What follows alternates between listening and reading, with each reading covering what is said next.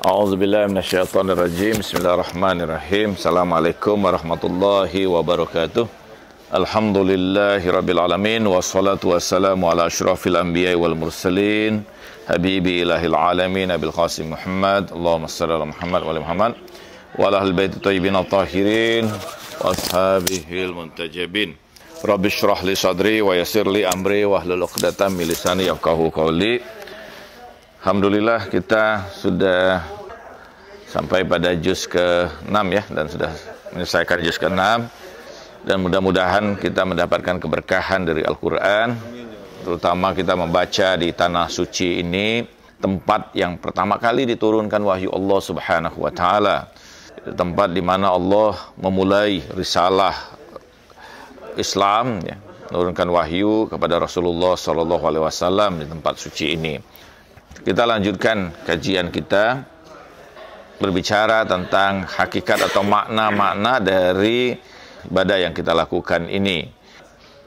Wa amma syara'us saubil ihram falyatazakkar indahul kafan wala fihi fa innahu sayartadi wa yatazu bisaubil ihram indal qurb min baitillah wa rubama la yutimu safarahu ilaihi wa annahu sayalqillah malfufan fi siyabil kafan la mahala.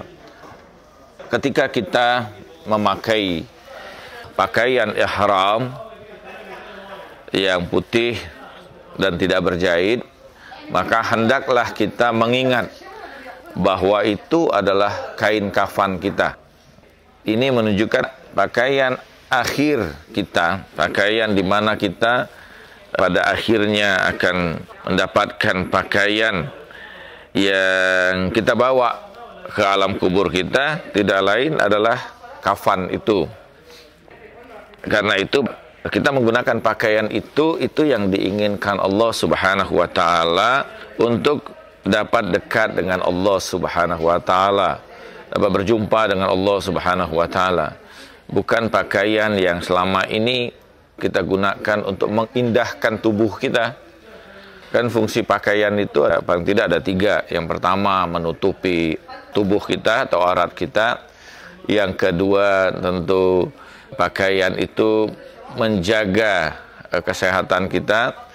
Dan yang ketiga pakaian itu mengindahkan kita.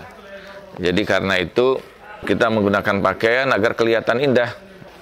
Cobalah kalau kita tidak berpakaian, apalagi sudah usia-usia di atas 50-an, terlihat sudah keriput dan bengkak di sana-sini kan. Tidak seperti usia 20 tahun yang lalu gitu, atau 30 tahun yang lalu.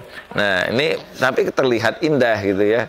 Dengan pakaian kita atur supaya kelihatan lebih ramping, lebih indah, menarik. Tetapi sebaik-baik pakaian kata Allah, wa libasut taqwa zalika khair. Al-Quran mengatakan, dan pakaian ketakwaan adalah sebaik-baik pakaian. Nah, pakaian ini kan ada 2 Bapak Ibu ya. Ada pakaian yang zahir, ada pakaian yang batin. Nah, pakaian yang zahir inilah yang kita pakai, kita gunakan. Dan pakaian kafan itu gambaran dari pakaian batin kita. Kenapa putih? Ya karena Allah menginginkan batin kita tuh suci, bersih, terutama ketika kita kembali kepada Allah Subhanahu wa Ta'ala. Allah menginginkan kita kembali dalam keadaan suci, sebagaimana kita terlahir dalam keadaan fitrah, dalam keadaan suci, kita kembali kepada Allah juga dalam keadaan suci, dalam keadaan bersih. Ketika kita pakaian ihram, pada hakikatnya kita memakaikan pakaian kita, pakaian kafan. Kita sudah meninggalkan sebenarnya dunia ini. Artinya kita pada saat yang sama dengan itu menjadi pesan bahwa kita sekarang itu tengah berhadapan dengan Allah, melepaskan seluruh ikatan-ikatan dunia kita yang selama ini mengikat diri kita. Pakaian ini adalah pakaian batin kita ya. Dan kita akan memakai itu gitu. Walaupun kita sekarang menggunakan ihram, artinya bahwa kita tengah menjalani satu proses di mana kita ini melepaskan kehidupan dunia kita, masuk pada kehidupan yang lain. Ini yang perlu kita perhatikan. Karena ketika haji ini Pak, Ibu, semuanya itu punya makna. Semuanya itu mengajarkan kita untuk memahami pemahaman hakikat yang lebih dalam Bukan hanya melihat zahirnya aja. Kita menggunakan pakaian itu melepaskan pakaian-pakaian kesombongan kita, pakaian-pakaian keindahan zahir kita. Di saat ini kan kita bisa saja setiap orang itu menampilkan hal-hal yang indah secara zahir, tapi belum tentu secara batinnya. Apalagi kalau Bapak Ibu ketemu dengan sales ya. Luar biasa indah omongannya gitu kan. Wah, baik sekali gitu. Bapak nasabah kami yang menurut catatan kami termasuk nasabah pilihan. Ujungnya nyuruh kita ngutang lagi. Baik banget gitu zahirnya gitu. Bisa menampilkan zahir ini, tapi di hadapan Allah tidak ada yang bisa kita sembunyikan gitu. Yauma tublas sarair kata Al-Qur'an. Hari di mana kami singkapkan seluruh rahasia. Jadi kita ini harus ingat, ini kita berada dalam keadaan yang berbeda. Jadi Bapak Ibu ketika sudah pakaian ihram masuk ke sini, itu kita ini sudah dalam keadaan berbeda, dalam kesadaran yang berbeda, dalam alam yang berbeda. Tidak sama dengan kehidupan kita seperti biasa selama ini di negeri kita. Kita kesadarannya sudah beda, harus hati kita memang sudah berbeda. Kita sedang berhadapan dengan Allah Subhanahu wa taala. Kita berpakaian ihram ini dalam keadaan di mana kita dekat dengan rumah Allah. Rumah ini kan gambaran dari kekuasaan kan. Baitullah itulah keagungan, kekuasaan, hal yang suci. Karena itu disebut dengan haram. Haram itu kan bukan haram makanan. Kenapa disebut Masjidil Haram? Haram itu artinya kesucian. Hurmah. Rumah kita itu juga tempat sesuatu yang suci bagi kita. Itu garis merah kita, orang tidak boleh ganggu di rumah kita kan. Ini rumah Allah, Baitullah, tempat yang suci. Kita menyempurnakan perjalanan kita berhadapan dengan Allah ini untuk menghadap dalam keadaan batin kita.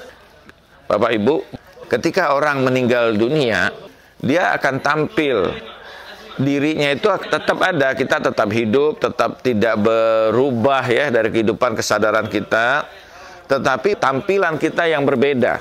Tampilan ketika kita sudah meninggal dunia dengan ketika kita hidup itu berbeda. Apa perbedaannya? Ketika kita itu meninggal dunia, kita akan tampil sesuai dengan amal-amal kita. Sesuai dengan perbuatan kita. Sesuai dengan kejelekan kita masing-masing. Sebagaimana Rasulullah SAW bersabda, saya suruhum kal qirdun wal khinzir. Mereka akan dibangkitkan, orang-orang kafir, Rasulullah mengatakan, itu seperti monyet dan khinzir, babi ya.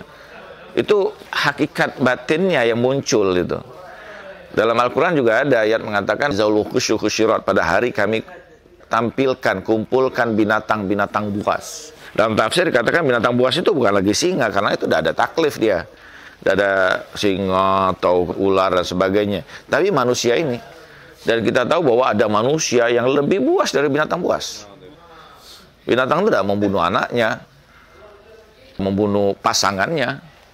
Tapi kita lihat ada manusia yang lebih buruk, kalau an'am balhum adol, binatang ternak lebih jelek lagi. Nah ini kan kita punya kesadaran itu. Dan manusia ketika dia meninggal dunia ini, semua ditampilkan oleh Allah hakikatnya. An-nasu niyamun izamatu intabahu, kata Rasul. Manusia itu tidur.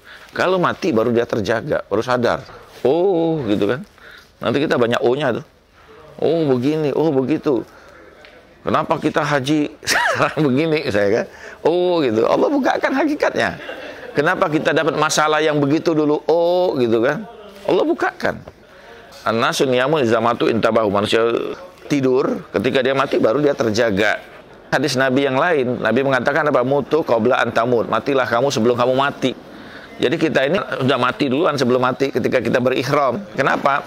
Mematikan ikatan-ikatan yang mengikat hati kita secara fisik material ini, supaya berganti dengan ikatan-ikatan yang suci, ikatan-ikatan yang baik. Nah, beratnya sakratul maut nanti pada seorang hamba itu tergantung dari ikatan hatinya dengan dunia ini. Kalau ikatan itu sangat kuat, sakratul maut sangat berat. Sampai Rasulullah mengatakan kalau itu ditimpakan kepada laut kering, ditimpakan kepada gunung pun amblas. Untuk orang-orang yang ikatan batinnya itu kuat, tidak mau ke sana. Berbeda kalau orang ikatan hatinya itu justru ke hal-hal yang sifatnya ruhaniah ya. Kesucian kepada Allah, kepada Rasulnya, kepada keluarganya, kepada kemuliaan dan sebagainya. Allah tampilkan surga. Sehingga kira-kira kalau bapak ibu dalam keadaan begitu, di situ ada tempat yang indah luar biasa. Salah satu hadis mengatakan orang-orang mukmin itu nanti keluarganya jemput dia. Ayahnya menjemput dia, ibunya menjemput dia, sahabatnya menjemput dia. Dan biasanya kita lihat bapak ibu orang yang mau meninggal tuh kadang-kadang lihat, oh itu udah datang tuh, ibu saya datang. Tuh tantan tuh udah dekat tuh. Kakak saya mau meninggal itu, dia bilang, buka pintu, buka pintu. Teman-teman dia yang dulu sama-sama kiai sama dia itu datang. Nah, Haji Umar aja ini dan datang, udah datang katanya. Mana ada, kita lihat ininya ada gitu kan. Tapi dia ngomong gitu, buka pintu, datang semua. Nah, itu menunjukkan bahwa dia sudah dijemput, ya, tidak lama lagi ruhnya.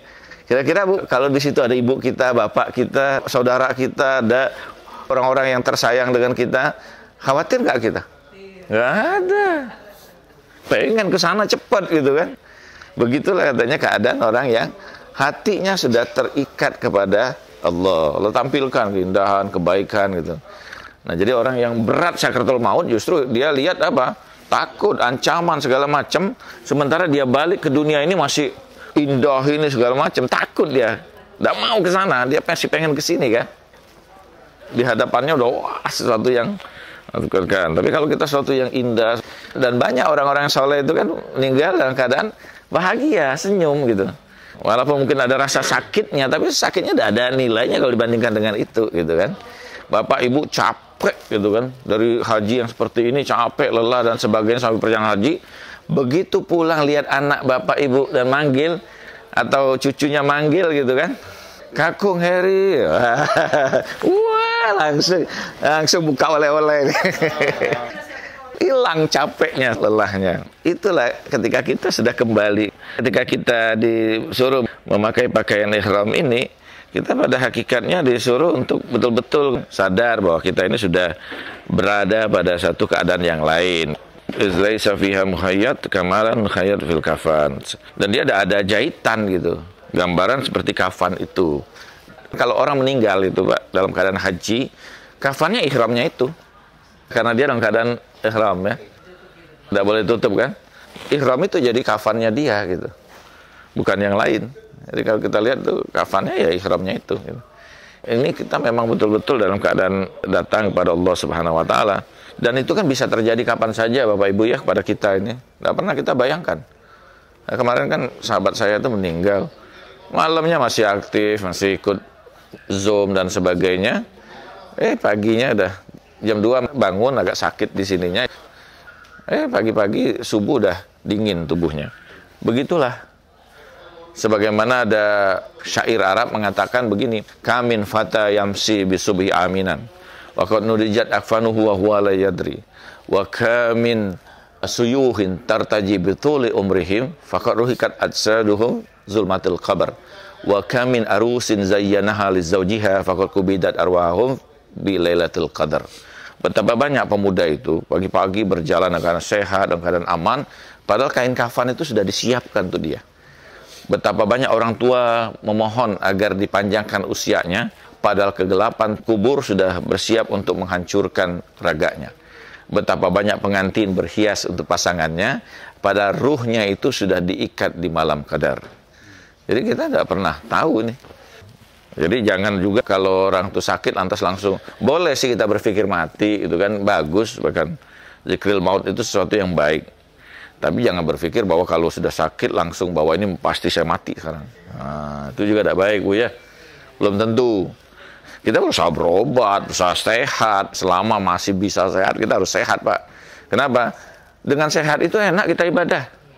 Coba kalau ibu itu sakit pinggang, encok, dengkulnya sudah habis cairannya, itu kan. Ya Allah, sholat aja mau berdirinya susah luar biasa. Ini gemeter. Kita kan masih enak, masih bisa ibadah. Kita lihat orang yang ibadah masih seger itu kan, wah kita iri juga. Sekarang alhamdulillah kita masih ada kesempatan untuk itu. Pakaian ini pada hakikatnya adalah pakaian batin kita ini. Kita dipakaikan, ihram itu memakaikan, meliputi batin kita, supaya kita ini hilanglah kotoran-kotoran. Dan kita betul-betul menghadap Allah itu dengan keadaan yang suci. Dalam surah An-Nisa ayat 100 Allah mengatakan, "Wa man yakhruj min baitihi muhajiran ilallah wa rasulihi, tsumma yudrikul maut faqad waqa'a ajrahu 'alallah." Dan barang siapa yang keluar dari rumahnya hijrah kepada Allah dan Rasulnya, kemudian mendapati kematian, maka sesungguhnya ganjarannya sangat luar biasa di sisi Allah Subhanahu wa Ta'ala. Ya, mudah-mudahan kita sehat sih, kembali dalam keadaan sehat walafiat. Tapi ini batin kita sudah berbeda. Kita bukan lagi orang yang betul-betul dunia ini mengikat kita. Dunia ini karakternya Bapak Ibu itu Imam Al-Ghazali menggambarkan seperti keledai. Nah, di Arab itu keledai itu digunakan untuk menggiling gandum. Dan ada bundaran batu yang bulat, di bawahnya ada batu lagi, di tengah-tengahnya ada biji-biji gandum. Nah, batu yang atas itu ada kayunya yang diikat ke leher keledai. Supaya keledai itu bergerak, kata Imam Al-Ghazali, ditaruhlah makanan di hadapan keledai itu. Keledai itu bergerak karena ngejar-ngejar makanan yang tidak pernah sampai itu. Nah, begitulah kehidupan kita dunia, kata Al-Ghazali. Kita ini ngejar sesuatu yang sebenarnya tidak pernah sampai pada kita. Fata morgana. Tapi kalau batin kita, kesadaran kita sudah sampai pada Allah, apapun yang ada di dunia ini, kata Imam Ali, mengikuti kita. Minal mali wal mulk. Dari harta maupun kekuasaan itu justru mengikuti kita. Bukan kita yang mengejar hal tersebut. Nah, mudah-mudahan ini bermanfaat bagi kita pada pagi hari ini, insyaallah. Mudah-mudahan sebagaimana kita membaca ayat Al-Quran ini, tadarus kita, Bapak Ibu ya, itu menjaga kita, insyaallah ya, ayat Al-Quran ini menjaga kita dalam proses perjalanan haji kita ini. Sallallahu alaihi wasallam Muhammad wa tahirin walhamdulillahirabbil alamin.